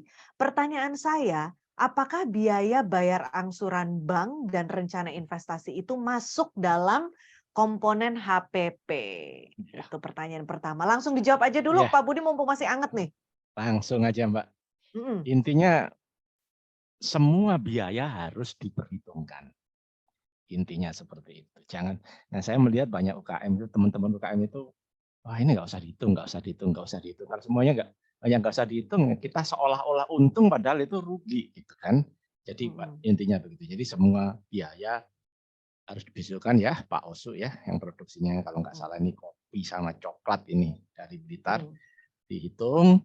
Nah, masuk kemana ya? Tadi kan biaya lain-lain. Jadi biaya lain-lain yang biaya keempat tadi itu luas banget ya. Termasuk misalkan biaya angsuran, biaya misalkan apa itu bayar bank dan sebagainya itu masuk kepada biaya lain-lain. Itu jawaban saya Mbak Ina ya. Tapi sebenarnya ada sedikit apa yang saya perlu tekankan ya dari Mas Bagus tadi bahwa intinya sebenarnya Mbak Inayu, kalau kita mau menghitung harga jual itu yang paling penting itu adalah survei pasar. Harga pasaran produk semacam kita itu berapa sih gitu. Itu yang harus dulu gitu. Sehingga kita tahu bahwa produk kita itu wajar atau enggak, bisa masuk atau enggak. Banyak sekali teman-teman UKM ini yang menentukan harga jual ya tanpa mengetahui harga pasaran. Jadi akibatnya bisa laris manis langsung, tapi nggak ada untungnya, atau nggak laku-laku gitu. Nah itu, jadi survei pasar termasuk tadi yang disampaikan Mas Bagus lewat survei lewat apa itu marketplace tadi ya, lewat Paxel Market dan sebagainya. Itu jawaban saya dan sedikit tambahan dari saya. Oke, jadi intinya termasuk dalam HPP, tidak ada elemen yang tidak kita hitung gitu ya dalam menentukan HPP tersebut, termasuk rencana investasi dan cicilan bank juga gitu ya. Oke, baik. Dan tadi menarik juga yang Pak Budi sempat singgung gitu ya, lihat-lihat pasar kanan kiri juga gitu ya. Tapi setelah lihat itu jangan lupa kita sesuaikan juga dengan target market kita. Karena tadi Pak Bang sendiri sempat bilang gitu kan, topi ada yang jual 10.000 kalau nggak salah di marketplace, lakunya banyak. Tapi the same exactly topi ada juga yang jual 120.000, bayangin berapa ratus kali lipatnya gitu ya. Tapi laku juga gitu kan. Jadi berarti kan sebenarnya tinggal kita pastikan bahwa value si berapapun harga yang keluar itu yang kita tetapkan itu memang sesuai dengan market kita gitu ya. Jadi again, kalau saya tarik kesimpulannya dari tadi, ini sesuatu yang nggak pakem gitu ya, dan kita tetap harus fleksibel dengan kanan kiri juga gitu ya, dan ujung-ujungnya kembali lagi siapa sih target market kita gitu. Jadi mungkin sebelum tentukan HPP, sebelum tentukan harga jual, tentukan dulu target marketnya, mungkin gitu ya Pak ya. Oke, baik. Terima kasih, mudah-mudahan untuk rekan Brenda Osu tadi terjawab ya. Berikutnya saya mau membacakan pertanyaan dari Hayatun_Hatta Raya Food. Oke, izin bertanya, Mas Bagus, pada saat event expo offline, apakah markup price cocok diterapkan? Matur suwun katanya. Lagi pameran nih, Pak Bagus, Ya, bisa nggak sih kita markup harga nih? ini Mbak Yatun ini kalau nggak salah pernah pameran bareng saya ini. Oh, oke. Nah, kok nggak tanya langsung Mbak pas pameran? Belum kepikir kali, Pak. Lu Mungkin pikir baru ya? malam ini. Ya, Heeh. oke. Jadi apakah perlu di markup? Nah, ini pertanyaan saya balik lagi. Produknya apa? Kan gitu. Kalau misalnya produknya sama seperti apa namanya itu tadi yang contoh di awal ya. Kalau produknya kita ini produk makanan atau snack, tentu markupnya nggak bisa terlalu tinggi. Nggak bisa pakai kita mau langsung, biasanya saya jual 15.000, pokoknya kalau pameran saya mau jualnya 30.000. Nanti komposisinya akan lebih panjang lagi. Pamerannya pameran apa? Kan gitu. Expo, oke. Expo-nya ini expo apa? Expo sekedar event lokal, event dinas lokal, atau event Indonesia aja tuh maksudnya dalam negeri atau seperti apa? Nanti jangan-jangan produknya begitu terasa kemahalan. Kalau makanan ya contohnya, makanan masa sih minuman gitu doang 30.000 misalnya gitu ya? Atau masa minuman gitu aja 20.000? Oh jangan-jangan tentang pameran. Meskipun kadang-kadang ya, kadang-kadang memang terlihat wajar dalam pameran. Ya, jadi balik lagi, apakah harus di markup? Nah, kita bedah dulu nih. Satu, bisa ya, bisa tidak jawaban saya. Tergantung. Tetapi poinnya tadi, kalau harga jual kita di awal sudah kita hitung cukup mumpuni tadi ya, kita dengan tadi tangganya tadi sudah cukup 2 atau 3 tangga dari HPP kita, itu insya Allah udah mencukupi. Tinggal nanti selama pameran kita tambahkan saja, karena pameran kan biasanya ada pameran kita bisa ikut secara gratis, ada pameran kita harus berbayar ya. Nah itu pada saat berbayar tadi saya sama Pak Budi belum menyampaikan ya. Nah pada saat berbayar tadi itu masuk dalam komposisi juga. Kita hitungkan berapa besar kita biaya ikut pameran di sana. Balik lagi, misalnya nanti apa sih bahasa saya mohon maaf balik lagi Pak Bo tadi ya sama nih gitu, nggak untung, nggak apa-apa juga untuk apa nge-branding tadi kan. Besar Eksis kemungkinan dulu di pameran, ya. iya di pameran itu kan yang datang beragam ya. Dari mana aja bisa datang. Nah, makin melekatkan nama produk kita di benak customer. Itu juga penting adanya di pameran memang. Rugi-rugi dikit-dikit misal akhirnya sampai rugi juga it's fine, itu bagian masukkan aja dalam biaya promosi yang kita pakai. Nah, tadi balik berarti bisa ya bisa enggak, tapi kalau harganya sudah dari awal kita udah cukup, insya Allah tidak perlu markup price. Yang penting nutup aja udah cukup kalau buat Pak Bagus prinsipnya Kalau gitu ya. bicara yang penting profit sih Mbak. Tetap profit, oke. Ya, tapi bisa profit setidaknya impas dulu gitu ya. Ya, tapi bila mana toh akhirnya ya impas deh, ya sudah is fine, nggak masalah juga karena itu tadi biaya untuk branding. Bila mana akhirnya ruginya banyak, evaluasi nanti di tahun depan. Perlu nggak kita ikut event itu lagi? Seperti itu. Oke. Gitu. Mudah-mudahan terjawab membantu, ya. Langsung dihitung-hitung nih kayaknya. Nextnya ada expo apa gitu ya. Ketemu lagi nggak nih sama Pak Bagus nih? Nah, 2023 ini banyak nih expo nih kayaknya. Karena kan pemerintah sudah PPKM sudah dihapus ya. Jadi mudah-mudahan event kembali bergelora, juga meningkatkan awareness dan produknya teman-teman untuk banyak muncul di event-event. Tentunya event-event internasional ya. Event gak hanya event lokal, tapi event-event luar juga. Gitu. Siap. Oke. Pertanyaan berikutnya, ini menarik sekali nih. Dari Saudara Wahyu Prihantono ya, Pak Wahyu ya.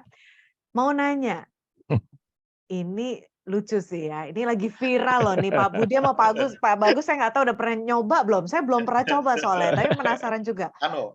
Menurut bapak-bapak semua, masuk akal nggak sih tuh harga jual es krim yang lagi viral, yang depannya M, tangannya X, misu ya, kita sebut aja di sini ya, yang lagi di mana-mana ya kan, dan itu terkenal murah loh Pak, padahal kan dia brand dari luar negeri ya, dari saya lupa Taiwan atau mana gitu ya, gerainya di mana-mana, sampai ada jokes juga gitu kan, jangan sampai ada gedung nganggur kelamaan balik-balik, ruko kosong balik-balik udah pasti jadi misu gitu. Dan dia starting price-nya itu dari 12.000 juga ada kalau nggak salah saya pernah dengar gitu ya. Jadi brandnya viral, nih komposisinya menarik nih, brandnya viral, padahal brand dari luar lagi diomongin banget, padahal produknya ya gitu-gitu aja gitu ya, es krim merek lain juga ada gitu kan, tapi murah gitu. Gimana? Masuk Ya. akalkah menurut Pak Budi maupun Pak Bagus? Ya, kalau saya sih sepanjang produk itu laris dan bisa bertahan lama, apalagi internasional, ya pasti masuk akal ya. Pasti masuk akal. Cuman mungkin strateginya tadi yang seperti disampaikan Mas Bagus dalam slide terakhir adalah strategi penetrasi pasar. Di mana strategi penetrasi pasar adalah ya kalau perlu awal-awal rugi-rugi dikit itu ya nggak apa-apa gitu misalkan, atau HPP dulu nggak apa-apa untuk mendapatkan pasar. Baru setelah itu mungkin pelan-pelan harganya dinaikkan seperti itu. Tapi selain itu saya kalau melihat ya seperti brand-brand yang luar negeri itu kenapa kok mereka murah ya, karena mereka memang bekerja dengan kapasitas yang tinggi sehingga persatuannya ya pasti lebih kecil daripada pesaing-pesaing yang hanya kecil-kecilan. Itu yang terjadi seperti itu. Jadi kalau menurut saya mengomentari Buksu, meskipun saya juga sama dengan Mbak Inayu, saya belum pernah pernah nyoba, tapi seperti itu masuk akal dan mereka pakai strategi penetrasi pasar. Saya kira itu jawaban dari saya. Selagi dibeli ya udah gitu ya. Intinya ya masih works nih strateginya gitu menurut pandangannya Pak Budi ya. Kalau Pak Bagus gimana nih pandangannya nih? Saya Mixu saya juga sendiri jujur belum pernah nyoba ya. Sama dengan Mbak Ina juga belum pernah nyoba berarti ya. Saya belum pernah nyoba, terus gini, harganya juga murahnya itu murah seberapa saya juga belum tahu. Tapi gini, pertanyaannya gini. Kalau memang dianggap murah, nah ini persepsinya ya. Kalau memang dianggap es krim ini murah, pertanyaan adalah jangan-jangan selama ini es krim yang kita beli itu kemahalan. Sehingga persepsi yang terbentuk harga pasaran itu yang selama ini kita kenal. Oke, paham ya? Kalau di Mixu ini misalnya harga 10.000 ya es krim, misal harga 10.000. Kalau di luaran itu biasa harga 15.000 atau 25.000. Paling murah 15.000 di luar, tapi di Mixu bisa 10.000. Jangan-jangan yang selama ini kita beli itu kemahalan harganya, bukan kemahalan, tapi memang pasarannya harganya segitu. Oke, pasarannya harganya segitu dan di benak customer sudah tertanam bahwasannya ya harga es krim ya segituan. Begitu muncul Mixu, kok murah ya? Sama seperti handphone ya. Ada brand Xiaomi yang masuk ke kita kok murah ya? Atau jangan-jangan selama ini handphone itu memang ngecasnya mereka dari produsen itu memang dengan harga yang pasaran yang mereka ciptakan itu cukup buat mereka, tapi bagi yang produksi sebenarnya tahu harga aslinya berapa, sehingga dijual mendekati harga asli. Atau mobil-mobil yang dari Cina, ya mobil brand Cina versus mobil brand Jepang, karena brand Cina masih lebih murah ya. Atau jangan-jangan selama ini brand Jepang sudah menetapkan seperti semacam persepsi di benak customer bahwasanya harga mobil itu ya segini, tapi ternyata produksinya itu segini, gitu ya. Jadi terlihatnya masuk akal nggak? Ya sebenarnya jadi masuk akal aja. Karena apa? Mungkin Mixu masuk dengan strategi tadi yang Pak Budi bilang, tidak main strategi harga pasaran. Padahal kalau dia mau main brand harga pasar mungkin untungnya lebih besar. Tapi mereka main yang di bawahnya. Sama seperti mie. Atau di luar Surabaya juga ada nggak ya yang saya nyebut brand mie gacoan? Atau di Jakarta juga ada nggak? Itu kan ada ya. Itu kan terkenal juga murah. Yang antri, wah itu segala macam itu satu porsi itu 12.000, 15.000. Itu harga di ini loh, harga di market food-foodan itu loh yang online. Itu harga situ. Bayangkan kalau di sana kan pasti banyak potongannya ya. Yang teman-teman udah main pasti bisa cerita. Aslinya lebih murah lagi tuh. Iya, pasti barangnya lebih murah lagi base harganya. Nah, kok bisa mereka tetap laku dan di mana di Sidoarjo sini baru buka lagi stand baru lagi. Yang stand itu bukan stand ruko loh ya. Ya kan standnya pasti besar kan. Dan itu stand besar buka lagi. Berarti kan apakah juga masuk akal?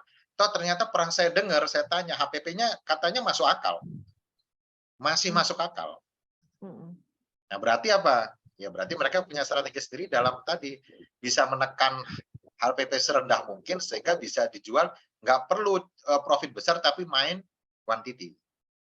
Bisa jadi Ya, seperti itu. karena trafficnya datang terus nih ya. Iya, Jadi ya gitu. untung-untung juga. Oke, baik. Tapi menarik banget poinnya Pak Budi tadi. Simpel aja, selama ada yang beli ya udah berarti itu jalan, ya kan? Nggak usah dipusingin. Begitu pula Anda sebagai seller gitu ya. Ya coba-coba aja dulu kan ngasih harga sekian gitu. Kalau ada yang beli, oh artinya cocok gitu.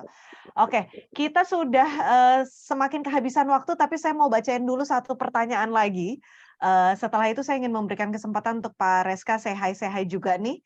Ada komunitas yang perlu Anda join juga pastinya ya, yang untuk menambah wawasan lagi dan network lagi sebagai seller, nanti bisa dijelaskan lebih lengkap oleh Pak Reska. Satu pertanyaan terakhir nih, Pak Budi dan Pak Bagus, dari Nyama Bali Soho. Saya hendak membuat usaha baru, yaitu jasa tukang listrik dan harapan dapat bisa menjual spare part terkait.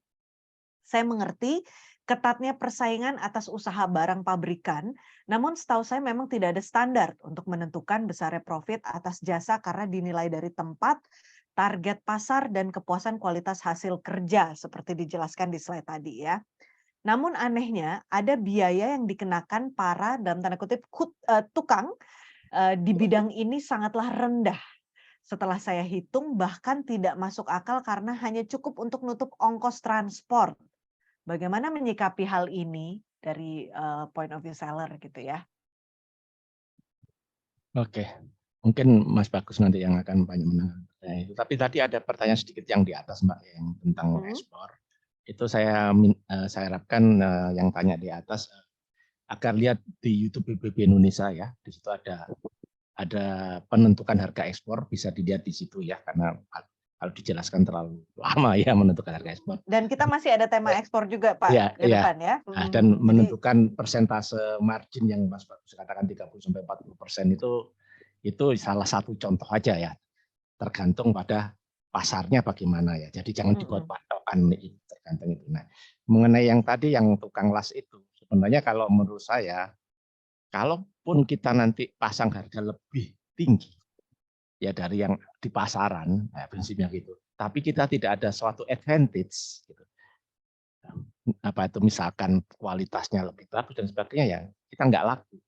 Itu realitas gitu loh. Realitas yang ada seperti itu. Bahwa realitas tukang lain memang harganya seperti itu. Terus kalau kita mau pasang harga lebih dari mereka, ya kita harus punya suatu kelebihan, suatu advantage baru kita bisa pasang. Tapi kalau kerjaan kita sama saja dengan tukang-tukang yang lain, kita mau pasang harga lebih tinggi ya kita nggak laku. Gitu. Itu hukum alamnya ya, hukum rimbanya di dunia jual beli ya seperti itu yang harus kita pahami ya. Nah, mungkin ya dari penanya tadi ya mungkin introspeksi loh, kenapa orang lain kok bisa lebih murah? Mungkin ada satu kos-kos yang lain yang mungkin mereka bisa lebih efisien. Kira-kira begitu Mas Bagus, mungkin bisa dilanjutkan. Ya Pak Budi. Ini kalau kita tanya, ini saya sebenarnya belum tahu nih. Tukang di bidangnya tukangnya ngasih biaya sangat rendah. Rendahnya berapa nih? Kan saya belum tahu ini rendahnya berapa. Apakah iya itu di bawah pasaran apa segala macam. Tapi gini, saya mau cerita sedikit. Ini kalau ngomongin tukang listrik, ini saya punya pengalaman baru-baru aja. Ini mungkin bisa diambil pelajarannya ya. Tadi yang tanya Mas siapa? Nyama. Jadi gini, saya punya tukang listrik 2 orang. Yang satu, nanti ini sama nggak ya tarifnya ya? Ini coba saya floor di sini ya. Yang satu tarifnya biaya per titik 50.000, yang satu biaya per titik 65.000. Ada 2 orang. Satu 50.000, satu 65.000. Awalnya saya pakai yang saya kenal itu yang 50.000. Saya kenal ya. Beliau saya pakai. Berjalannya waktu, saya kenal yang 65.000. Apakah saya pakai juga? Saya pakai. Hasil kerjanya seperti apa? Gini bedanya. Yang 50.000 itu kalau saya lagi butuh, saya kontak. Kalau kita kebutuhan listrik pasti kan biasanya urgent ya. Lampunya mati, sambungannya putus, kan urgent nih. Di kontak itu nggak selalu nyambung, nggak selalu dibalas, dan nggak selalu bisa, Mas ini putus. Waduh Pak, saya lagi ini, mungkin baru besok atau lusa. Yang 50.000. Yang 65.000 di kontak, siapa saya kerjakan besok. Oke, dan lebih mudah dikontak yang 65.000 dibandingkan yang 50.000. Oke Pak, saya kerjakan besok. Dan hasil kerjaannya yang 50.000 garansi 3 bulan, yang 65.000 Pak, selama ini sambungannya saya tidak diutik-utik oleh orang lain, masih garansi saya. Berarti apa? Kita tanyakan lagi kepada kita, kenapa customer harus pakai saya sebagai tukang misalnya? Nah, itu teman-teman harus bisa jawab. Kenapa orang lain harus pakai saya dibandingkan pakai yang sono? Kenapa? Apa bedanya? Apa benefitnya pakai kita? Nanti kalau berbicara dengan harga, karena tadi 50 dengan 65 kan mahalan 65 ya. Baru sekitar 3 hari lalu selesai hari apa? Sekarang hari Minggu, hari Selasa. Kemarin baru menyelesaikan 7 titik di tempat saya. Saya pakai yang 65.000, bukan yang 50.000. Itu ya, jadi ngerti ya bedanya ya. Mudah-mudahan bisa diambil pelajaran bahwasannya kenapa kok saya harus manggil yang 65.000? Lebih gampang dipanggil. Garansinya selama sambungannya masih punyanya dia nggak dirubah-rubah, dia garansi. Ya nggak apa-apa saya ambil yang 65.000. Value produk kalau tadi kata Pak Bagus ya. Ya termasuk lampu. Nih karena listrik saya juga lampu saya pakai brand apa? Saya hanya pakai 2 brand yang depannya huruf PH dengan PA. Saja dengan Panasonic. Kenapa saya cuma pakai 2 brand ini? Harganya lebih mahal. Lebih mahal harganya. Tapi garansi 3 tahun. Mbak Inayo. Ya saya daripada saya beli lampu setahun mati, ya saya beli mahal dikit dah. Nggak apa-apa, 3 tahun saya free nggak bikin lampu. Klaimnya gimana? Bawa aja Pak ke toko. Saya belinya di toko besar ya. Bawa aja Pak ke sini. Perlu bawa struknya? Nggak perlu Pak, Bapak kan udah member sini. Nanti Bapak bawa aja ke sini lampunya, kan kita bisa cek Bapak beli tanggal berapa. It's fine, selesai. Nah itu jadi produknya punya kelebihan, tukangnya punya kelebihan. Kenapa? Pertanyakan lagi kepada diri sendiri, kenapa orang lain harus manggil saya, harus pakai saya? Itu kalau jasa. Oke. Itu Mbak Nayu. Siap, oke. Mudah-mudahan menjawab ya tadi, dan mohon maaf untuk penanya yang belum sempat terbacakan, tapi jangan khawatir karena kita masih ada seri webinar lainnya. Insya Allah masih ada 4 lagi ke depan antara kolaborasi Paxel dan juga BBB. Jadi pastikan selalu catch up dan update juga terhadap schedule-nya yang bisa Anda lihat salah satunya di Instagram paxel.co. Dan juga di dalam environment-nya BBB juga ya, di grup WhatsApp-nya juga pasti ada, dan juga ada di komunitas Rumpi-nya Paxel. Nah, bicara soal komunitas Rumpi ini kayaknya salah satu hal yang mau disinggung juga oleh Pak Reska selaku perwakilan marketing dari Paxel. Silakan Mas Reska, ada yang mau di-say-hi dulu mungkin? Iya, terima kasih banyak. Tadi kalau misalnya Inayu berasa kayak belajar, saya juga ngerasa hal yang sama nih. Ini banyak banget ilmu-ilmu baru dari Pak Budi sama Pak Bagus. Semoga Bapak dan Ibu juga merasakan hal yang sama ya. Jadi terkesan simple, HPP, tapi ternyata begitu kita meluangkan 1,5 jam untuk mereview price positioning kita lagi, jadi oh iya ya, kayaknya itu saya bisa sedikit memperbaiki gitu. Kayaknya saya bisa ngelakuin perubahan ini nih, perubahan itu tuh. Jadi kayaknya memang banyak ilmu yang bermanfaat yang kita dapat. Lalu sedikit mau sharing juga nih Bapak Ibu, kita ini di Paxel sering juga berhubungan dengan seperti yang dilakukan sama Pak Budi dan Pak Bagus gitu ya, ngobrol-ngobrol sama teman-teman UMKM, mencoba untuk menggali apa sih yang dibutuhkan untuk bisa bertumbuh dan berkembang lagi tuh apa sih biasanya gitu. Kebanyakan dari mereka tuh pingin banyak ada sesi wadah di mana mereka bisa mendapatkan ilmu-ilmu ataupun sharing-sharing di antara hal-hal yang lainnya juga gitu ya. Lalu kami merasa bahwa di Paxel kami merasa terpanggil bahwa sepertinya ini kita pingin menciptakan sebuah wadah di mana dari kita untuk kita lah, mencoba untuk menciptakan sebuah wadah di mana teman-teman UMKM ini bisa belajar dari banyak praktisi-praktisi ataupun juga enabler seperti hari ini misalnya kita dibantu oleh teman-teman dari komunitas BBB, Di kemudian hari kita juga ada kemitraan dengan sebuah perusahaan market research, Pak Budi dan Pak Bagus. Ada juga perusahaan pembiayaan, ada juga perusahaan marketplace juga. Jadi di dalam komunitas Rumpi itu, jadi Rumpi itu stands for Rumah Mimpi, Pak Budi dan Pak Bagus dan teman-teman semua. Jadi kalau misalnya kita tanya, Bapak Ibu, apa sih yang mendorong Bapak Ibu untuk apa namanya ya, membesarkan usahanya? Biasanya mereka tuh bilang bahwa saya punya mimpi ini yang saya mau wujudkan. Nah, ini kita ingin menciptakan sebuah wadah rumah mimpi, kita bilangnya Rumpi, di mana nantinya harapannya akan banyak ilmu-ilmu yang bisa saling bertukar dan kita bisa sama-sama saling belajar dah satu sama lain. Mungkin nanti Inayu bisa share, udah ada di kolom chat WhatsApp grupnya. Kita baru saja mulai di tahun ini dan akan semakin banyak lagi nanti informasi-informasi yang juga kita akan share di komunitas WhatsApp grup tersebut. Mungkin itu aja Inayu yang bisa saya sampaikan sebelumnya. Terima kasih atas kesempatannya Bapak Ibu. Siap, terima kasih banyak Pak Reska.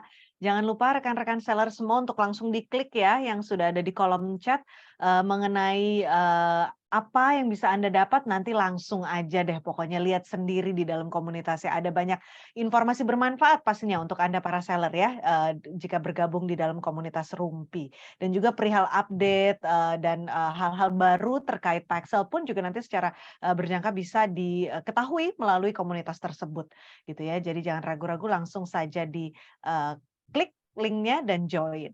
Berikutnya saya juga ingin mengingatkan Anda semua nih untuk membantu Paxel maupun BBB selaku penyelenggara webinar malam hari ini agar dapat terus improve lagi ke depannya. Terlebih lagi kita masih akan ada 4 seri lainnya untuk dapat mengisi survei acara malam hari ini sehingga kami bisa tahu nih apakah ilmu yang didapat ini sudah cukup atau jangan-jangan masih kurang lagi dan perlu ada tema-tema atau topik-topik baru lagi yang perlu diangkat.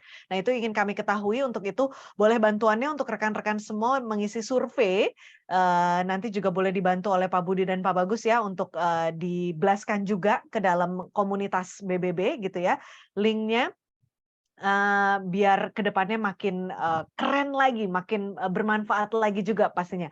Webinar series yang diadakan oleh Paxel yang mengangkat tentang bagaimana cara UMKM menyongsong tahun 2023 yang penuh harapan, tapi juga katanya sih penuh tantangan. Hari ini kita udah sama-sama menyaksikan seri pertama, yaitu strategi menentukan harga jual. Sekali lagi terima kasih banyak untuk Pak Budi dan Pak Bagus selaku narasumber kita malam hari ini yang sudah berbagi ilmunya dalam waktu yang singkat jelas padat ini gitu ya. Itu kayak berapa SKS digabung di satu kali webinar tuh ya. Mudah-mudahan setelah pulang dari webinar ini tidak salah menetapkan harga lagi gitu ya. Tapi again semua kalau saya tarik kesimpulannya tadi memang harus di trial dulu ya kan. Bisa jadi kita ngerasa kemahalan, ternyata kayak si es krim yang lagi viral gitu ya. Mungkin pertama dia ngejual ngerasa kayak oh masih kemahalan nih harga 12.000 gitu ya. Sebenarnya bisa lebih murah. Tapi ternyata dibeli-beli juga. Nah, Anda tidak pernah tahu kalau Anda tidak pernah mencobanya gitu kan. Jadi memang trial and error, tapi mudah-mudahan nggak banyak errornya ya. Trial and success maunya. Amin. Oke. Untuk closingnya Pak Budi dan Pak Bagus mungkin ada yang mau ditambahkan lagi? Ya, terima kasih. Penutup. Mbak Inayu, terima kasih pada Pak Rizka, Mbak Inayu dan teman-teman Paxel yang lainnya yang memberikan kesempatan kepada kami untuk berbagi ilmu ya, mungkin pada para peserta semua tadi sudah disampaikan oleh Mbak Inayu bahwa ini sebenarnya baru sesi pertama dari rangkaian webinar yang sementara ini sampai sebelum puasa kita jadwalkan sampai 5 kali ya. Harap diikuti terus, nanti cara bertahap akan kami informasikan, dan yang terakhir nanti sebagai gongnya pada bulan Maret kami akan memberikan panduan bagaimana agar bisa melakukan ekspor atau ekspor eceran yang tadi pernah disinggung Pak Bagus. Tapi itu nanti gongnya aja bulan Maret, tapi masih ada 3 yang lain ya. Harus stay tune itu sampai bulan Maret minimal ya Pak Budi ya. Harus stay tune, nanti ikutin terus karena ya akan bertahap, dan nanti terakhir kita harapkan nanti semuanya ikut juga pada bulan Maret, yaitu bagaimana bisa kita menjual produk kita ke luar negeri. Saya kira itu dari saya teruskan Pak Mas Bagus, silakan. Ya, terima kasih. Saya jadi teringat tadi yang ada salah satu teman yang bertanya tentang investasi ya, pengembangan. Pesan dari saya satu, kita berbisnis itu berada dalam koridor tidak pasti. Tidak pasti itu apa? Bisa jadi untung, bisa jadi tidak. Tetapi kalau cicilan itu koridor yang pasti. Nah, saya titip pesan buat teman-teman, yang tidak pasti jangan pernah dibenturkan dengan yang pasti. Nanti akan berantakan. Ya. Jadi mudah-mudahan bisa membantu teman-teman, ilmu yang hari ini juga mudah-mudahan bisa bantu. Jangan lupa dicatat dan dieksekusi produk yang dijual itu udah sesuai belum gitu. Dan ya mudah-mudahan produk teman-teman sukses di tahun 2023 ini. Ikutin terus 5 seri yang kita punya sampai dengan yang terakhir nanti saya akan cerita tentang ekspor retail. Nah, itu menarik, ekspor eceran ya. Kita clue aja sedikit. Gitu. Terima kasih. Itu dari saya Pak Budi, Mbak Inaya, Pak Reska. Ya, terima kasih Pak Budi, Pak Bagus, Pak Reska. Saya juga ingin mengingatkan lagi nih, selain untuk mengisi link surveinya, nanti juga saya ingin mengajak teman-teman semua di sini pastikan juga sudah mulai coba-coba untuk download Paxel ya.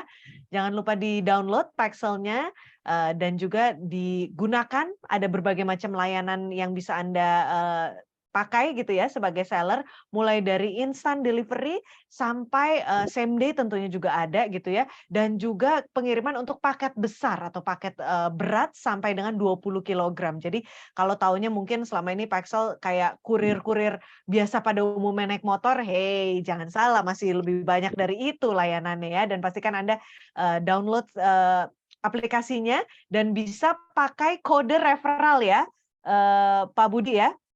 Kode referral BBB X Paxel, betul ya?